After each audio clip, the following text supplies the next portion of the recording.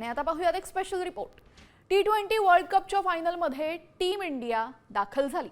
मात्र फायनलमध्ये बाजी मारण्यासाठी टीम इंडिया नेमकी काय रणनीती आखतीये आणि मैदानातील खेळासह नेमक्या कोणत्या गुप्त खेळी टीम इंडियाने खेळलेल्या आहेत, पाहूयात या स्पेशल रिपोर्टमधनं। टीम इंडियाची अग्निपरीक्षा, ट्रॉफी की पराभवाची भीती। मॅच आधीच खेळल्या 4 गुप्त चाली।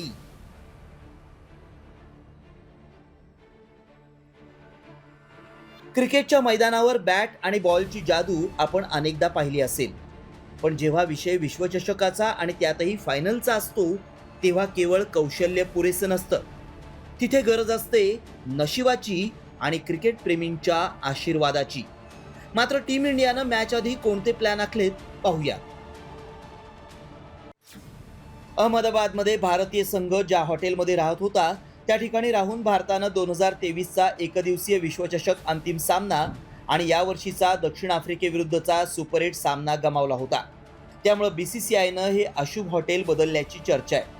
तर उपांत्य फेरीपूर्वी मुंबईत सराव करताना चंद्रग्रहणाचं सावट होतं, त्यामुळे या ग्रहणाचे नकारात्मक परिणाम खेळाडूंच्या कामगिरीवर होऊ नयेत यासाठी संघ व्यवस्थापनानं सरावाची वेळ चक्क 45 मिनिटांनी पुढे ढकलली होती। त्यात ग्रहणाची वेळ टळल्यानंतरच खेळाडू मैदानावर उतरले। टीम इंडियामधील एका सदस्यानं संघ जिथे जिथे गेला तिथल्या मंदिरात जाऊन देवाचा आशीर्वाद घेतलाय। 2 आठवड्यांपूर्वी दक्षिण आफ्रिकेकडून काळ्या मातीच्या खेळपट्टीवर भारताला पराभव पत्करावा लागला होता, त्यामुळे अंतिम सामन्यासाठी अहमदाबादमध्ये लाल मातीची खेळपट्टी करण्याचा विचार सुरू आहे। 2007 आणि 2024 नंतर आता 2026 मध्ये तिसऱ्यांदा T20 वर्ल्ड कपचे जगज्जेते होण्यासाठी टीम इंडिया सज्ज आहे। गेल्या काही वर्षात अंतिम फेरीत झालेल्या चुका टाळण्यासाठी BCCI आणि संघ व्यवस्थापन सध्या साम दाम दंडभेद या सर्वच मार्गांचा अवलंब करतोय।